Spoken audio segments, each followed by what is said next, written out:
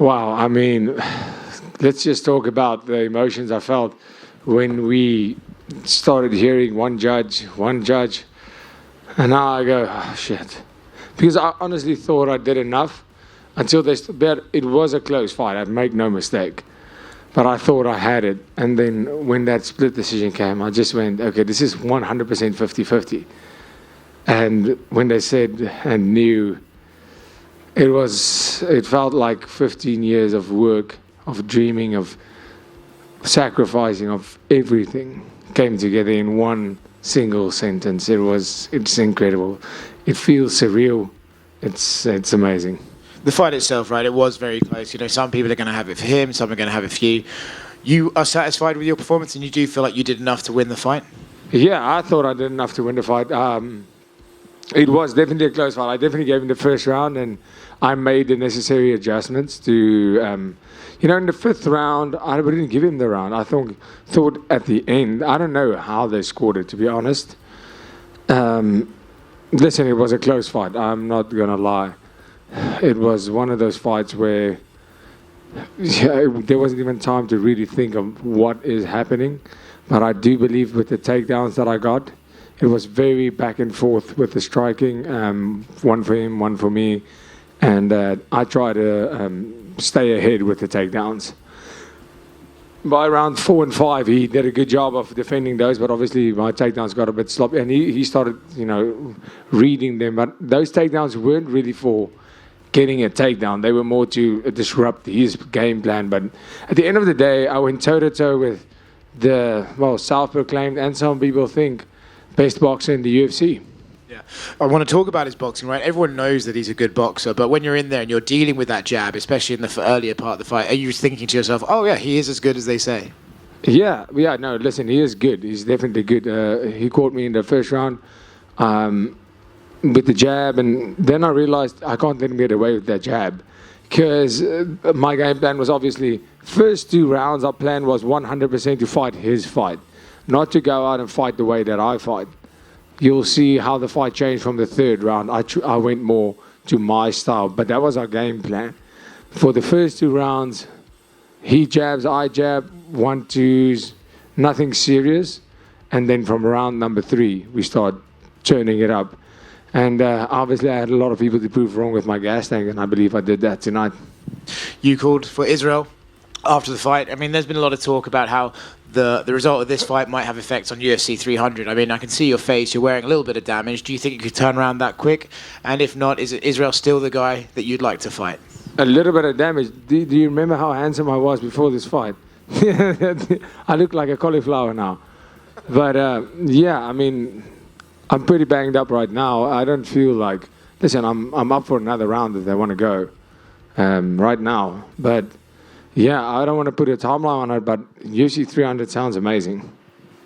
And just to be, for the last one, Israel Adesanya is the guy you want, right? There's still some personal issues there that you'd like to resolve, and you think that sort of fight is the one that's perfect for your first title defense? Oh, no, it's nothing personal. It's not personal at all. That's just the fight the fans want to see. I want to fight the best competition. There's a lot of guys that are going to be fighting, but the fans want to see Israel Adesanya versus Dricus Du Plessis. There's a lot of hype that was already built on it. If the fans go, if there's some way they start tracking and saying, listen, the fans don't really want to see Adesanya versus Du Plessis, we don't do that fight. It's fine to me. I don't care who it is. But that's just a fight on top of my head that I think the people want to see, and that's going to, get a lot of people excited. Dricus, right here. Sean just tweeted saying that he was referencing a headbutt in the fight, made it difficult to see, but he did give you congratulations and props on the fight. Did you notice any headbutt in there from either you or him? No. I can't say that I can't say that I did. It's the first I'm hearing of it. No, I didn't feel a headbutt. Did he say I headbutted him? He said, this is him saying, he said, well, fuck, man, that headbutt really made it difficult to see, but I thought we got it. I thought we got the job done. On to the next one. No, I can't remember any headbutt. Dana was in here, and when we asked him about, South African champion bringing the UFC to South Africa, he said absolutely. He seemed pretty adamant about it. So are you going to kind of get in his ear now that you have the belt, like it's now or never, essentially? Yeah, it's going to be now for a long time. But, yeah, I think it's time. I think we've worked our asses off to get this event to Africa and South Africa, and it's time that happens. Just so for the record, is there some people that think I lost the fight? Dana said it? Well, bullshit. What do you want your title reign to be? Because lately we see these champions, they get one or two defenses and then they start talking about going up. The middleweight division right now is pretty wide open with contenders that haven't fought for the belt or fought you. Do you want to, go after these title defense records? Do you want double champ status? What do you ultimately want your reign to be? Yeah, listen, I want to do what is expected, because do I want double champ status? Absolutely. But I'm willing to earn that. If there's contenders that make sense, I don't want to fight contenders that doesn't make sense. Fighting Israel Adesanya makes sense. Fighting guys that deserve the title shots makes sense. But I don't want to just fight somebody because I don't want to be Israel Adesanya that fought Sean Strickland. Yeah, Strickland won that fight, but they should have never fought, in my opinion. When you say contenders that don't make sense, do you mean fighters like Khamzar, who maybe haven't fought a middleweight ranks? Because he's also tweeting like "see you soon" and referencing UFC 300. Yeah, but he said that to John Jones. So, I mean, who takes that guy seriously anyway? You also answered a lot of questions going into the fourth and fifth rounds for the first time in your career. Can you just tell us, especially that going into the fifth round, sort of what your corner is telling you, and mentally, are you just on autopilot at that point? Like, take us through your emotions, just preparing for those final 5 minutes. No, not at all. I mean, I went into the fifth round and I said to my coach, wow, can you believe it? I guess I have a gas tank. And he said, this is the last 15 minutes of your life. And I said, damn straight. And, we basically, I was happy to be there in that fifth round. It wasn't autopilot at all. It was, damn, I feel great for a fifth round.